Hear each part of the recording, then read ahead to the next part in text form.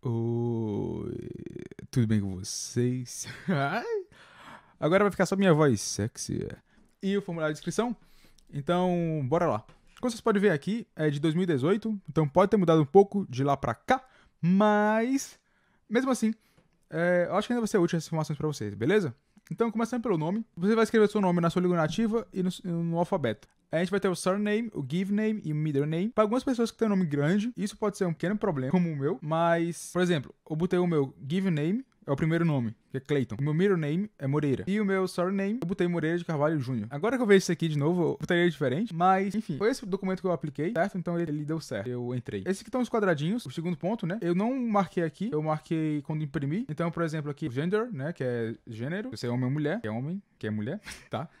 Não tem outras coisas, então desculpa se você não se encaixa em nenhum dos dois, vou ter que escolher um. E também o seu status de casamento, então você é solteiro ou você está casado. Sua nacionalidade, caso é Brazilian, lembra que botar em inglês. Pode ser que o consulado peça em português, então faça da maneira que ele pedir pra você fazer, tá? As pessoas que têm a nacionalidade japonesa. No meu caso eu não tenho, então eu não precisei preencher o restante. Caso você tenha, você tem que marcar sim e escrever com a data de expiração. O dia de nascimento, certo? Então eu nasci em 98, 10/2. Se quiser mandar presente, pode mandar, tá? Beijo. E na época em que eu ia embarcar, eu ia ter 19 anos. Então aqui é a sua idade no momento que você vai embarcar, que é dia 1º de abril do ano depois que você fez a prova. Aqui é o meu endereço, o meu número de telefone e meu e-mail. Essa parte 5 é para pessoas que estão atualmente morando no Japão ou fora do seu país de origem. Caso você não esteja, não se preocupe com isso, pode deixar em branco. Mas caso você esteja, você tem que preencher o status do seu visto japonês. Então, tá aí para estudar, tá aí para trabalhar, tudo mais. O visto que você tá tendo lá. Se lembra que não é a motivação que você tá lá, é o visto. Então, se você tá lá trabalhando, mas seu visto é de estudante, vai colocar que você tá lá como visto. Aqui é só para confirmar que você vai sair do seu país de origem, então o ticket, né, a passagem, ela vai ser emitida do seu país de origem, então não adianta você estar em outro país, você precisa estar no seu país de origem, e aqui é quando você vai retornar para o seu país de origem. O meu status presente, né, que é basicamente o que você está fazendo naquele momento.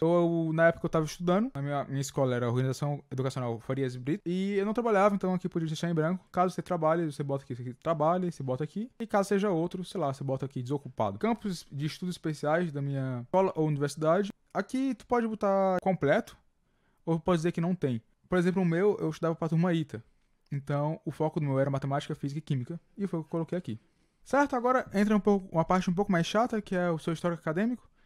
Então, eu vou ler para vocês aqui, caso não saiba inglês, bem por cima, beleza? Você não deve incluir aquilo que vem antes do seu ensino fundamental 1. Jardim de infância ou creche, você não coloca. Educação preparatória para universidades, então você fez cursinho ou algo do tipo, você pode adicionar ele, você pode botar no final do seu segundo ano, né?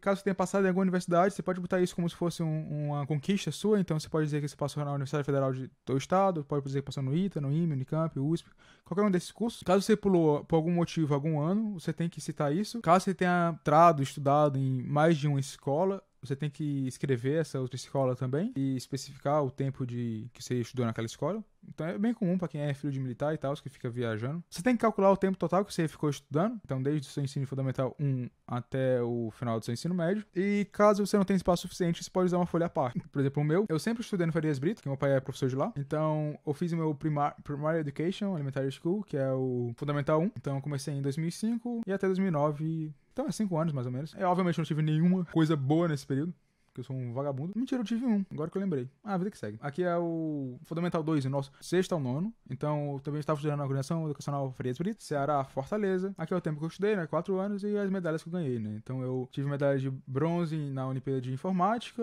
e 2 na Olimpíada de Física. Que é até o ensino médio. Eu continuei estudando no Farias Brito, continuei fazendo na mesmo colégio e tal. Aqui tem 4 anos porque eu incluí aqui um ano de cursinho. Porque quando eu terminei o ensino médio, eu fiz mais um ano de cursinho. E eu botei meus remarks, né? Minhas conquistas. Foi medalha de bronze na Olimpíada Cearense, medalha de prata, bronze, prata, bronze, prata, prata, né? Aí eu criei um grupo lá de estudos sociais, essa porra aí, e fiz a YPT. Então, tipo, você bota o que for, tipo, bacana pra tu, saca? Tu vê que, tipo, aqui, ó, YPT Brasil Finalist. Nossa, não é pra ser com Z? Acho que deve ter errado, não é mesmo? Mas, enfim, tipo, eu fui finalista da YPT. Eu não ganhei medalha, não ganhei nada. Mas eu citei porque, enfim, né? É alguma coisa. Então, você não precisa ter muita coisa, saca? Você pode procurar as coisas que te diferenciaram de alguma maneira. Então, usa eles também, saca? Aqui a gente vai ter 3 perguntas básicas, certo? A primeira é: qual o campo que você gostaria de estudar no Japão? Isso aqui é basicamente... Você responde a pergunta, saca? Então, tipo, eu respondi que eu gostaria de estudar campos específicos de Machine Learning, que é uma área de computação. Desenvolvimento e criação de software e hardware. Que tipo de impressão você tem do Japão? Eu botei que eu acredito que o Japão seja um país que encoraja a ciência e o desenvolvimento tecnológico. Além disso, o Japão é um dos maiores polos de pesquisa nessa área. E para finalizar, qual o seu plano de carreira? Iria desenvolver tecnologias para melhorar a qualidade de vida da população mundial. Além disso, espalhar ciência em países pouco desenvolvidos. Então, tipo, basicamente, aqui são perguntas simples, certo? Não é nada tão complicado assim. Pensa na resposta. Se quiser copiar a minha, copia. Não sei se tu pode fazer isso, mas fica a teu critério. Aqui é caso você já tenha recebido a bolsa do MEC, né? Então, você tem que dizer não. Porque talvez aqueles que já receberam, eles não são elegíveis. Você diz não. Aqui a pergunta é se você está recebendo ou vai receber alguma scholarship, né? Alguma bolsa do governo japonês, de alguma forma. Aqui a gente tem aquele esquema dos campos de estudo, que no meu caso são ciências naturais. E em ciências naturais eu botei minha primeira opção. Todos os meus cursos eram na categoria A. E minha primeira opção foi Information Engineer, a segunda Electronics e a terceira Electrical Engineer, certo? Esses números você consegue no site. Eles têm uma listazinha no site e tudo mais, especificando o número de cada um. Aqui eu basicamente escrevi um textozinho pequeno dizendo o porquê eu queria estudar em cada uma das áreas. Você pode perceber que eu usei exatamente o mesmo texto para as três, porque enfim, na minha opinião são áreas bem parecidas e uma justificativa você vê para as três.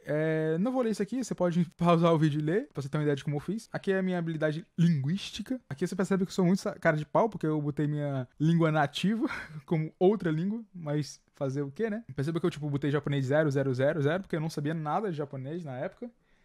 Em inglês eu sei ler muito bem na época, né? Eu não sabia falar tão bem assim e também não sabia escrever tão bem assim, mas eu consegui entender muito bem.